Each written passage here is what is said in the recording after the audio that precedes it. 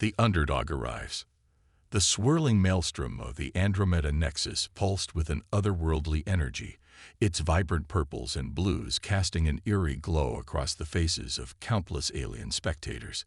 They had come from every corner of the known galaxy, a hodgepodge of tentacles, scales, and appendages that defied conventional biology. The air buzzed with a cacophony of clicks, whistles, and guttural sounds as universal translators worked overtime to keep up with the excited chatter. This was the Galactic Combat Trials, the most prestigious and brutal competition in the cosmos. Held once every millennium, it was a chance for the galaxy's warrior races to prove their mettle, secure lucrative trade deals, and earn the respect of their peers.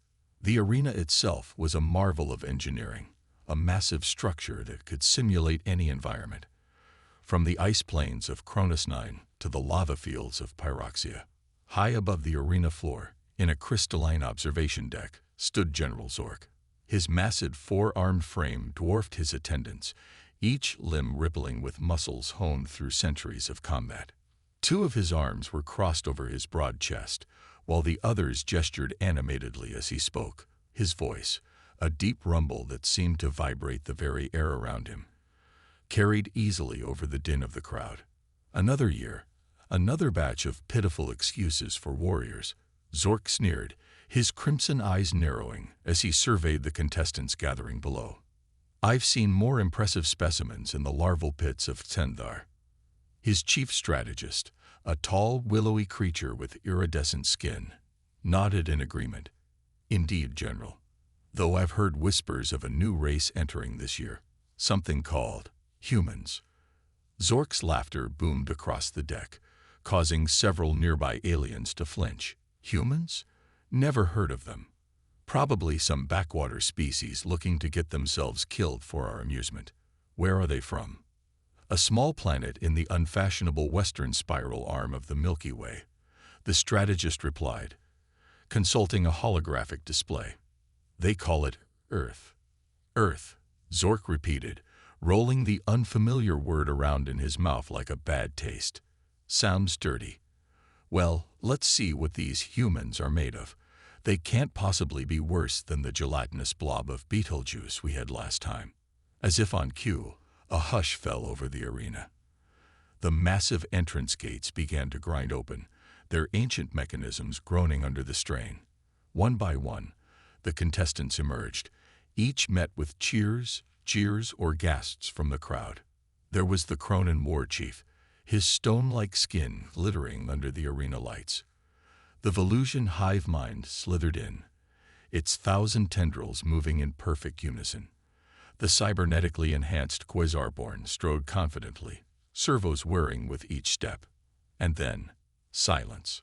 A small figure stepped into the arena, so diminutive compared to the others that many in the audience leaned forward, squinting to get a better look. The newcomer wore a sleek, form-fitting suit that covered them from head to toe, its surface a dull matte black that seemed to absorb light. An opaque helmet concealed any facial features, giving no hint as to the species within. Murmurs rippled through the crowd. Was this some kind of joke? A mascot for a real contestant? Surely this tiny being couldn't be here to compete. In the observation deck, General Zork's eyes widened, then narrowed dangerously. What, he growled, is that? His strategist frantically consulted the holographic display. I believe that's the human, sir. Zork stared for a long moment, then threw his head back and roared with laughter. The sound echoed across the arena, drawing all eyes to the imposing general. Wiping a tear from one of his eyes, Zork strode to the edge of the deck, his voice booming out over the public address system. Esteemed guests and noble warriors, he began, his tone dripping with sarcasm. It seems we have a treat for you today. A new species has deemed itself worthy of the galactic combat trials. He paused for effect, savoring the anticipation. Behold, a human. The crowd's reaction was immediate and brutal. Laughter, jeers, and mocking calls echoed from every corner of the arena. Some of the larger aliens made exaggerated gestures of searching for the tiny competitor, while others pantomimed crushing something between their hands. Through it all, the humans stood motionless, their posture relaxed but alert. If the mockery affected them, there was no outward sign.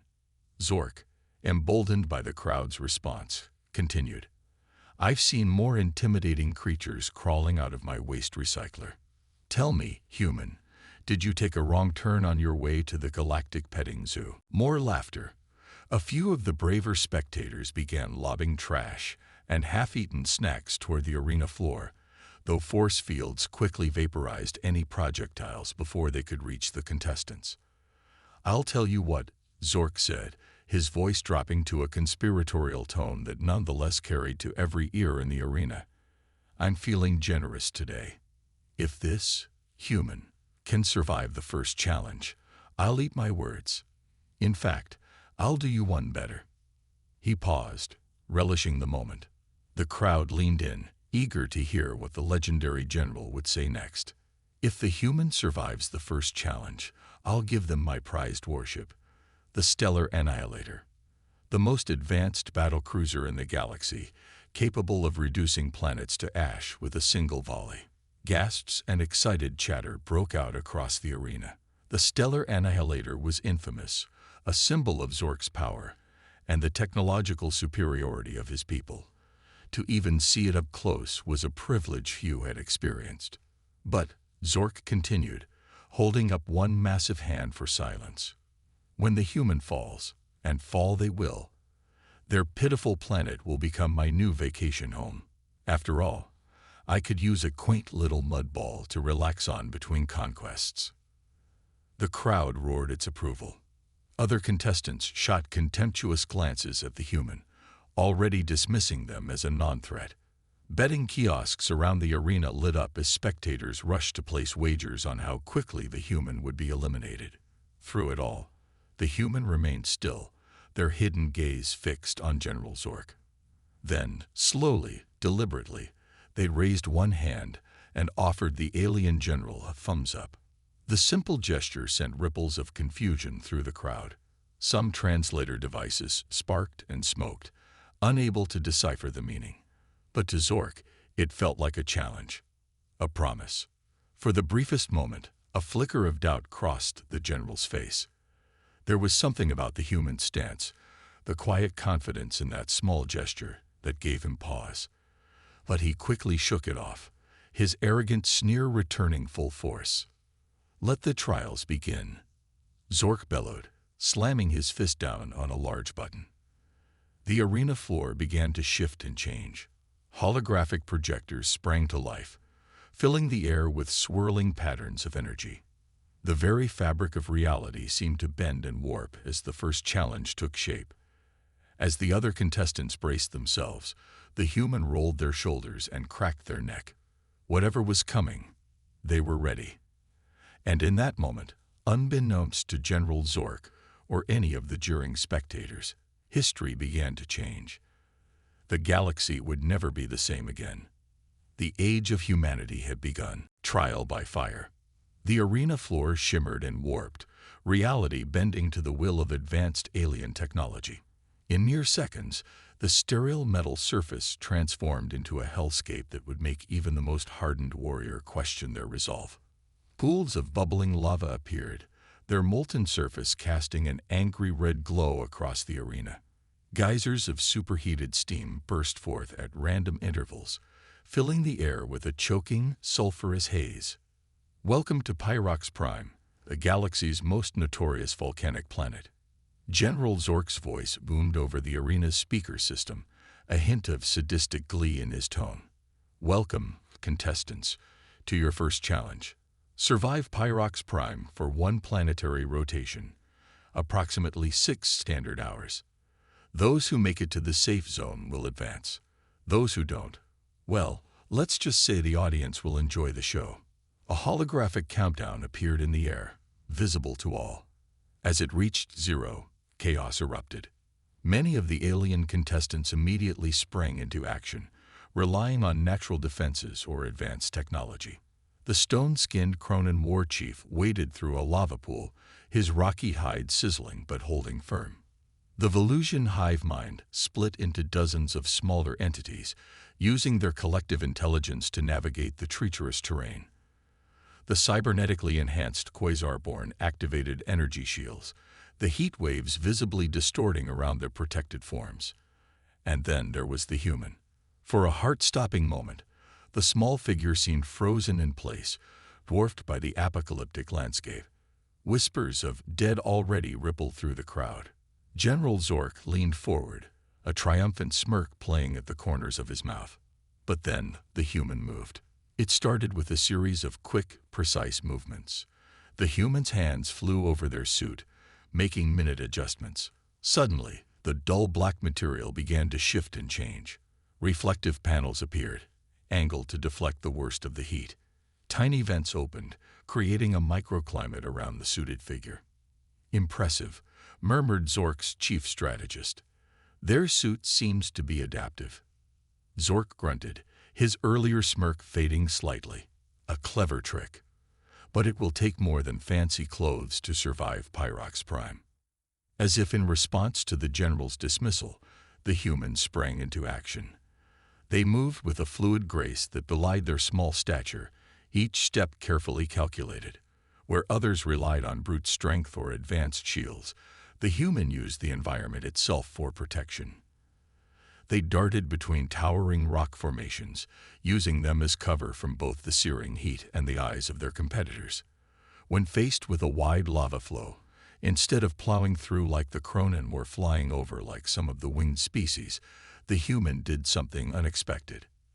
They began to build. Using debris scattered around the arena, remnants of past challenges, perhaps, the human quickly constructed a crude but effective heat shield. Spectators watched in fascinated silence as the tiny figure pushed the makeshift sled into the lava flow, then used it as a raft to cross the molten river. "Ingenuity," whispered a multi-eyed alien in the front row. "They possess ingenuity." The human's progress was not without close calls. A sudden geyser eruption caught them off guard, the superheated steam searing through a section of their suit. The crowd gasped, certain this was the end. But the human merely rolled with the impact, quickly patching the damage with a sealant from a belt pouch before pressing on. In the observation deck, General Zork's massive hands gripped the railing, his knuckles white with tension. "Impossible," he growled. "No species can adapt this quickly to Pyrox Prime. We must be missing something." His strategist hurriedly consulted the holographic displays. "There's no evidence of cheating, sir. No hidden technology, no unsanctioned modifications. They're just surviving." As the challenge progressed, it became clear that the human was more than just surviving. They were thriving. While other contestants struggled against the harsh environment, the humans seemed to be learning from it. They began to predict geyser eruptions by watching subtle changes in the ground. They used the heated air currents to glide over short distances, conserving energy. Most impressively, they started to help others. When an avian contestant from Aquila 9 collapsed from heat exhaustion, the human backtracked to drag them to safety. When the gelatinous blob of Betelgeuse, back for another attempt at glory, began to boil away in the intense heat, the human quickly fashioned a protective coating from cooled lava rock, saving the amorphous being from certain doom. The crowd's mood began to shift. Mocking laughter gave way to murmurs of admiration. Bets were hurriedly changed. And through it all, General Zork watched with growing unease. "This isn't possible," he muttered. "No single being can possess this level of adaptability. And compassion, sir," his strategist offered. Zork's crimson eyes narrowed. "Compassion is weakness. This human will learn that soon enough." But as the final hour of the challenge approached, it became clear that the human strategy of cooperation was paying off. The contestants they had helped now rallied around them, forming an impromptu team. Together, they approached the safe zone, a shimmering force field at the far end of the arena. Other competitors, seeing the human success, began to copy their techniques. The arena floor became a strange mix of alien biology and human ingenuity, with creatures of all shapes and sizes cobbling together heat shields and protective gear. With mere minutes left on the clock, the human and their makeshift alliance reached the safe zone. As they passed through the force field, the crowd erupted in cheers. Even some of the eliminated contestants found themselves applauding, grudging respect evident in their alien features. The human, their suits scorched and battered but still intact, turned to face the observation deck. Slowly, deliberately, they removed their helmet. The arena fell silent. The face revealed was unremarkable by galactic standards. 2 eyes, a nose, a mouth, skin that seemed soft and vulnerable compared to the armored hides and exoskeletons of other species. Sweat-damp hair clung to a forehead creased with exhaustion. But those eyes, they blazed with an inner fire that matched the inferno of Pyrox Prime itself. General Zork found himself taking an involuntary step back. In all his centuries of combat, he had never seen such a look. It was not the bloodlust of a berserker or the cold calculation of a master strategist. It was something else entirely. Determination, willpower, the sheer, unbreakable drive to survive and thrive against all odds. In that moment, Zork realized his mistake. He had judged this species by their physical form, assuming weakness. But true strength, he now understood, came in many forms. As the challenge officially ended and the Pyrox Prime simulation faded away, the human's gaze remained locked on Zork. Slowly, deliberately, they raised their hand in that strange gesture once more, thumb extended upward. A challenge, a promise. And this time, Zork understood its meaning all too well. The message was clear. Humanity had arrived on the galactic stage, and they were just getting started. Mind over matter. The arena hummed with anticipation as the contestants prepared for the second trial. Whispers and theories about the humans' unexpected success in the Pyrox Prime challenge ricocheted through the crowd like stray plasma bolts. In the observation deck, General Zork paced back and forth, his massive frame casting long shadows in the artificial light. "This next challenge will break them," Zork growled, more to himself than to his increasingly nervous staff. "Physical endurance is one thing, but no primitive species can match our intellectual and technological superiority." As if on cue, the arena floor began to shift once more. This time, instead of transforming into a hellish landscape, it split into a grid. Holographic projectors sprang to life, filling the air with swirling patterns of light and color. When the display stabilized, the contestants found themselves standing on the edge of what appeared to be a massive three-dimensional chessboard. If chess had been invented by a madman with a penchant for non-Euclidean geometry. Zork's voice boomed over the speakers. "Welcome to the Nexus Labyrinth, a challenge of the mind that has driven even the most advanced AIs to the brink of insanity. Your goal is simple. Reach the center. The path will change with every step you take. Each decision will alter the very fabric of the maze. Choose wisely, for a wrong move could trap you in a pocket dimension for eternity." The human, still bearing scorch marks from Pyrox Prime, stood at the edge of the labyrinth. Their helmet was back on, hiding any reaction to this new challenge. Around them, other contestants fidgeted nervously or consulted advanced technological aids. As the starting klaxon sounded, chaos erupted once more. The Velusian hive mind immediately split into hundreds of tiny segments, each taking a different path in hopes of mapping out the labyrinth through sheer numbers. The cybernetically enhanced Quasarborn interfaced directly with the holographic systems, attempting to hack the maze's code. Even the Cronin war chief, more brawn than brain, lumbered forward with grim determination. The human, however, didn't move. For long moments, they stood perfectly still, head tilted slightly as if listening to something only they could hear. In the observation deck, Zork leaned forward, a mix of confusion and anticipation on his face. "What are they waiting for?" he muttered. Then, with deliberate slowness, the human raised one hand and pressed it against their helmet. There was a soft hiss, and the opaque faceplate cleared, revealing the human's features once more. A collective gasp went up from the crowd. To remove protective gear in the middle of a challenge was unheard of. Was this surrender? A malfunction? But the human's eyes were clear and focused. They scanned the labyrinth, taking in the swirling patterns and shifting pathways. And then they smiled. It was that smile that sent a shiver down Zork's spine. It was the smile of someone who had just solved a puzzle that everyone else was still struggling to understand. The human stepped forward. With each move, the labyrinth twisted and warped around them. Where others fought against the changes, the human seemed to flow with them. They moved with a grace that belied the complexity of the challenge, each step precise and purposeful. In the stands, a quantumencer from the Crab Nebula cluster leaned forward, its eye stalks quivering with excitement. Fascinating, it chittered to its neighbor. The human isn't trying to solve the labyrinth. They're dancing with it. Indeed, there was an almost musical quality to the human's movements. They would pause occasionally, head cocked as if listening to an unheard rhythm, before continuing their journey.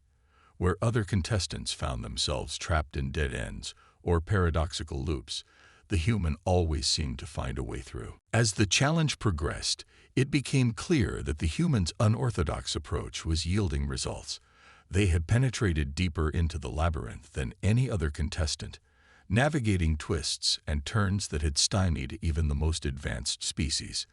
In the observation deck, Zork's strategist was frantically analyzing data streams. "Sir, I don't understand. They're neural patterns. They're not just solving the puzzle. They're improvising." Zork's eyes narrowed. "Explain." "It's as if they're treating the labyrinth like a living thing. Instead of trying to dominate it or outthink it, they're cooperating with it, adapting to its changes in real time." On the arena floor, the human's progress continued unabated. But it wasn't without cost. As they delved deeper into the heart of the Nexus labyrinth, the strain began to show. Sweat beaded on their brow, and their movements, while still graceful, took on a labored quality. Then, disaster struck. A particularly vicious shift in the labyrinth caught the human off guard. They stumbled, their hand brushing against a glowing panel. Immediately, a surge of energy coursed through their suit. Alarms blared as systems overloaded and shut down. The crowd held its breath. Surely this was the end of the human's remarkable run. But even as smoke curled from damaged circuits, the human didn't falter. They quickly shed the outer layers of the malfunctioning suit, revealing simple, functional garments underneath. Exposed now to the raw energy of the labyrinth, they pressed on. In the stands, the alien spectators watched in awe. Many of them relied heavily on technology, seeing their bodies as mere vessels for their advanced minds. To see a being continue, even thrive, when stripped of technological assistance was unsettling. As the human neared the center of the labyrinth, the very fabric of reality seemed to rebel against their progress. Gravity shifted wildly, colors inverted, and sounds became visible. Lesser minds would have shattered under the assault on their senses. But the human's eyes remained clear, their movements sure. They had found a rhythm in the chaos, a pattern in the madness, and they danced to it with everything they had. With a final, reality-bending step, the human reached the center of the Nexus labyrinth. As their hand touched the glowing core, the entire holographic construct shuddered and dissolved. Silence fell over the arena. Then, starting as a murmur and building to a roar, applause erupted from every corner. Even eliminated contestants found themselves cheering. The human had done the impossible, navigating a maze designed to break minds and spirits. In the observation deck, General Zork stood motionless, his face an unreadable mask. But those close to him could see a tremor in his massive hands, a flicker of something that might have been fear in his eyes. The human, breathing heavily but standing tall, turned once more to face the observation deck. Their eyes locked with Zork's, and in that moment, a silent message passed between them. The first challenge had proven humanity's physical resilience. This second trial had demonstrated their mental adaptability, their ability to think in ways that defied conventional logic. As the human raised their hand in that now familiar gesture, thumb pointed upward, the message was clear. 2 down, 1 to go. The final trial loomed, and with it, the fate of humanity's place in the galactic order hung in the balance. But if the first 2 challenges had proven anything, it was this. Never underestimate the human spirit. David versus Goliath. The arena thrummed with an electric tension as the remaining contestants prepared for the final trial. The crowd, once dismissive of the small human, now watched with bated breath. In the observation deck, General Zork stood rigid, his massive frame silhouetted against the shimmer of force fields. "This ends now," Zork growled, his voice low but carrying an edge that made his subordinates flinch. No more clever tricks, no more unexpected adaptations. This is combat, pure and simple. Let's see how their vaunted human spirit fares against raw power. As if summoned by his words, the arena floor began to transform once more. But this time, instead of environmental hazards or mind-bending labyrinths, it simplified. The complex holograms faded, leaving behind a circular fighting ring, reminiscent of ancient gladiatorial arenas. Zork's voice boomed over the speakers, a hint of anticipation coloring his tone. "Contestants, you have proven your endurance and your intellect. Now, prove your strength. The final trial is combat, one-on-one battles until a single champion remains." The human, still barefoot and clad only in the simple garments beneath their now discarded suit, stood at the edge of the ring. Around them, the other finalists, a select few who had survived the previous challenges, bristled with weaponry or flexed enhanced muscles. As the matchups were announced, a ripple of shock went through the crowd. The human's first opponent was none other than Kragthar, the Cronin war chief, standing nearly 3 times the human's height, with skin like living stone and fists the size of small boulders. Kragthar was the embodiment of brute force. In the stands, bets were hastily placed. Despite the human's impressive showing in the previous trials, surely this was where their luck would run out. How could such a small, soft creature hope to stand against a living mountain? As the 2 contestants entered the ring, the size difference was staggering. Kragthar's shadow completely engulfed the human, who looked almost childlike in comparison. The Cronin's laugh rumbled like an avalanche. "Little one," he growled, "you have done well to come this far. But now, Kragthar will show you the true meaning of strength. I will make your defeat quick, out of respect for your previous cleverness." The human, for the first time since arriving in the arena, spoke. Their voice was clear and calm, carrying easily despite its soft tone. "I appreciate the offer, Kragthar, but I'm not here for a quick defeat. I'm here to win." A hush fell over the arena.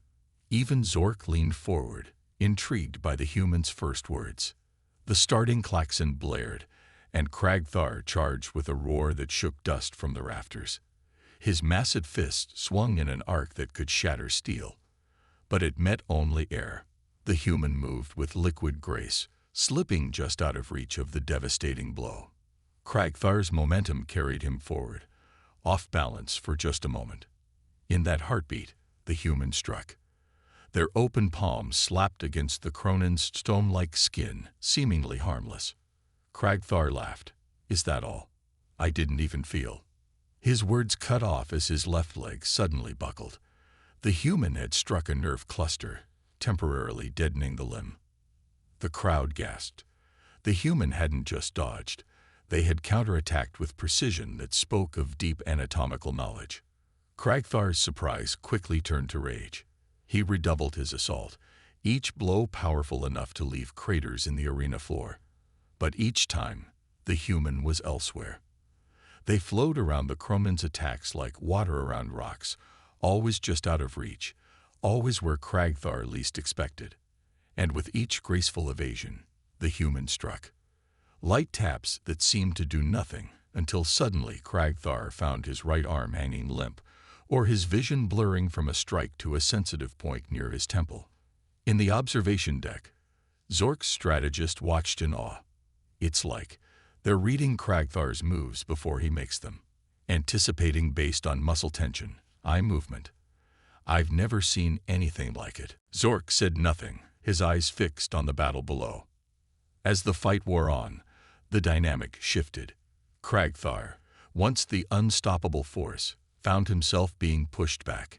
His movements became sluggish, his mighty limbs no longer responding as they should. The human, on the other hand, seemed to grow more fluid, more confident with each passing moment. Then came the turning point. Kragthar, frustrated and disoriented, overextended on a massive haymaker. The human ducked under the blow and then, in a move that defied the laws of physics, used the Crumman's own momentum to flip the enormous creature over their shoulder. The impact as Kragthar hit the ground shook the entire arena. For a moment, everything was still. Then, slowly, the Cronan war chief raised a hand in submission. "I yield," he rumbled, his voice a mix of pain and awe. "Never, never have I been so thoroughly outmatched. Human, you fight with the spirit of 1,000 warriors." The human helped Kragthar to his feet, their small hand almost comically dwarfed by the Cronan's massive palm. "Thank you," they said simply. "You fought with honor." As Kragthar limped from the ring, the crowd erupted. Cheers, stomps, and the alien equivalent of whistles filled the air. Spectators who had come expecting a slaughter had instead witnessed a masterclass in tactical combat. But there was no rest for the victor. As the cheers died down, Zork's voice cut through the din. "Impressive, human. But your trials are not over. Your next opponent awaits." The human turned, and their eyes widened slightly. Entering the ring was a being that seemed to be made of living shadow and crackling energy. The Voidstalker, champion of the dark space between galaxies, moved with a fluidity that made even the human's grace seem clumsy by comparison. As the new opponents square off, tension rebuilt in the arena. The human had bested brute force, but how would they fare against a creature that could phase in and out of reality at will? The answer, as it turned out, was with equal parts determination and creativity. Unable to land solid blows on the shifting form of the Voidstalker, the human instead used their environment. They kicked up dust to reveal the stalker's movements, used the ring's own energy fields to temporarily disrupt its phasing ability, and even, in a move that had the crowd roaring in disbelief, tricked the Voidstalker into phasing partially into the arena floor, trapping it. Bout after bout, the human faced challenges that would have broken most warriors. A telepathic Mentiad that tried to overwhelm their mind. The human's thoughts proved too chaotic, too noisy to control. A quantum duplicator that split into hundreds of copies. The human somehow identified and disabled the prime version, causing the rest to vanish. As the final match approached, the arena was in a frenzy. The small, soft creature that had been mocked upon arrival now stood on the precipice of victory. But one last opponent remained. General Zork himself stepped into the ring. The massive alien towered over the human, his 4 arms rippling with muscles honed over centuries of combat. His crimson eyes blazed with a mix of anger, and though he'd never admit it, respect. "You have done well, human," Zork rumbled, his voice carrying across the now silent arena. "But your journey ends here. I am not some puzzle to be solved, or some sluggish brute to be outmaneuvered. I am the apex predator of this galaxy, and you are my prey." The human, battered and bruised from their previous fights but standing tall, met Zork's gaze unflinchingly. "Perhaps," they said softly, "but remember, General, sometimes the prey surprises the predator." As the final bout began, the fate of not just the competition, but of humanity's place in the galactic order, hung in the balance. David faced Goliath, and the galaxy held its breath. A new galactic order. The arena fell into a hushed silence as General Zork and the human circled each other. The contrast between them was stark. Zork, a mountain of muscle and aggression, versus the human, small and seemingly fragile, yet carrying themselves with quiet confidence. Zork made the first move, his forearms lashing out in a flurry of strikes that would have overwhelmed any normal opponent. But the human was far from normal. They weaved through the assault with preternatural grace, each movement precise and economical. "Stand still and face me, you slippery worm," Zork roared, frustration evident in his voice. The human's reply was calm, almost conversational. "Why would I do that, General? You have 4 arms and centuries of experience. I'd be a fool to match strength against strength." This logical response seemed to infuriate Zork even more. He redoubled his efforts, his attacks becoming wilder, less controlled. The human continued to evade, but now they were adding quick, precise counterstrikes. A jab to a nerve cluster here, a swift kick to an unprotected joint there. In the stands, a galactic historian from the Andromeda Archives leaned forward, multiple eyes wide with fascination. "Remarkable," they murmured. "The human isn't just fighting. They're learning, adapting with every exchange." Indeed, with each passing moment, the human's movements became more fluid, more anticipatory. They weren't just reacting to Zork's attacks. They were reading them, predicting them. Zork, however, had millennia of combat experience to draw upon. Just as the human began to find a rhythm, the general changed tactics. His lower arms suddenly sprouted energy blades, while his upper arms produced a gravitational distortion field. "Let's see you dance around this, little one," Zork growled, a triumphant gleam in his eyes. The human's eyes widened slightly, the first sign of genuine concern they had shown. As Zork pressed his advantage, the human was forced to give ground, narrowly avoiding strikes that left sizzling grooves in the arena floor. For a moment, it seemed the tide had turned decisively in Zork's favor. The crowd held its breath, many feeling a mix of disappointment and grudging acceptance. The human had fought well, but surely this was the end. But then, something changed. The human's retreating steps began to form a pattern. To most observers, it looked like desperate evasion. But to the keen-eyed, it became clear that the human was leading Zork in an intricate dance across the arena floor. Suddenly, the human spoke, their voice carrying clearly despite the chaos of combat. "General, you've shown me your technology. Allow me to show you ours." With that, the human produced a small device from a hidden pocket, a simple remote control, salvaged from their ruined suit. A quick press of a button, and the arena's systems sprung to life. Zork found himself standing in the exact spot where the human had been during the second trial when their suit malfunctioned.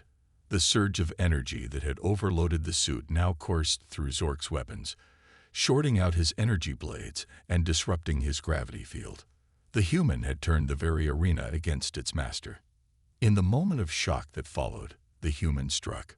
They flowed inside Zork's guard, their movements a blur. Strikes targeted pressure points and nerve clusters with surgical precision. Zork's mighty limbs began to falter, his movements becoming sluggish and uncoordinated. "Impossible," Zork gasped, genuine fear creeping into his voice for the first time. "How can you know our weaknesses so intimately?" The human's reply was soft, almost gentle. "We don't, General, but we're very, very good at learning." What followed was a masterclass in adaptive combat. The human used every lesson learned from their previous bouts, the steadfast strength of Kragthar, the fluid movements of the Void Stalker, the psychological insights gleaned from the Mentiad. All of it came together in a symphony of motion that left Zork reeling. The final blow was almost anticlimactic. A simple sweep of the legs, using Zork's own off-balance momentum, sent the mighty general crashing to the ground. Before he could rise, the human was there, a makeshift blade of arena debris held to Zork's throat. Silence reigned. Then, slowly, unbearably slowly, Zork raised a hand in the universal gesture of submission. "I." The general's voice was a rasp, heavy with disbelief and dawning realization. "I yield." The human held their position for a moment longer, then stepped back, offering a hand to help Zork up. After a heartbeat of hesitation, the general took it, allowing himself to be pulled to his feet. As the reality of what had just transpired sank in, the arena erupted. Cheers, roars, and sounds beyond human description filled the air. Species that had been mortal enemies found themselves embracing, caught up in the shared witness of something truly historic. In the observation deck, Zork's strategist was frantically updating the galactic archives. "Unbelievable," they muttered.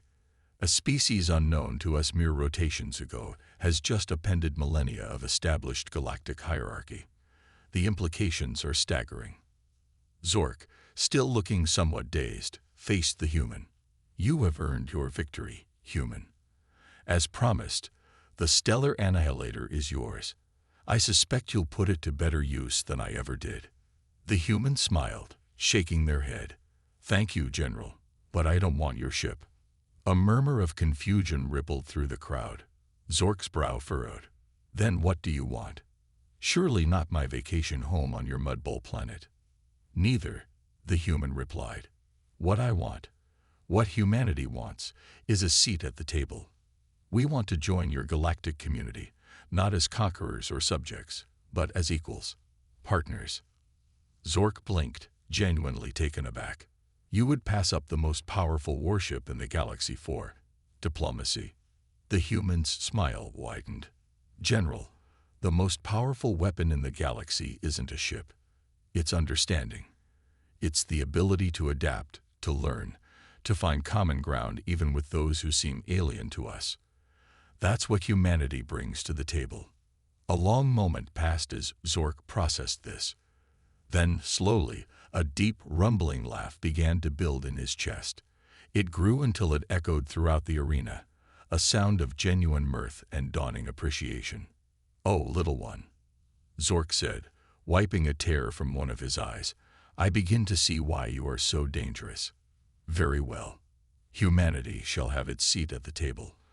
I suspect the galaxy will never be the same." As Zork raised the human's hand in victory, a new chant began to build in the crowd. It started with the contestants who had faced the human, spread to the spectators, and soon echoed across the entire arena. "Humanity, humanity, humanity." The sound carried beyond the arena, into the spaceports and cities beyond. It raced across subspace communications, spreading from system to system, galaxy to galaxy. A new era had dawned. Humanity had arrived on the galactic stage, not with a bang of conquest, but with a display of adaptability, ingenuity, and an indomitable spirit that had captured the imagination of a million worlds. As the humans stood there, battered but unbowed, they allowed themselves a small private smile. They had come here to prove humanity's worth, to secure a future among the stars. But they had achieved something far greater. They had given the galaxy hope. Hope for a future where strength came in many forms, where differences were celebrated rather than feared, and where even the smallest, most unassuming species could rise to incredible heights. The galactic combat trials were over, but humanity's greatest adventure was just beginning.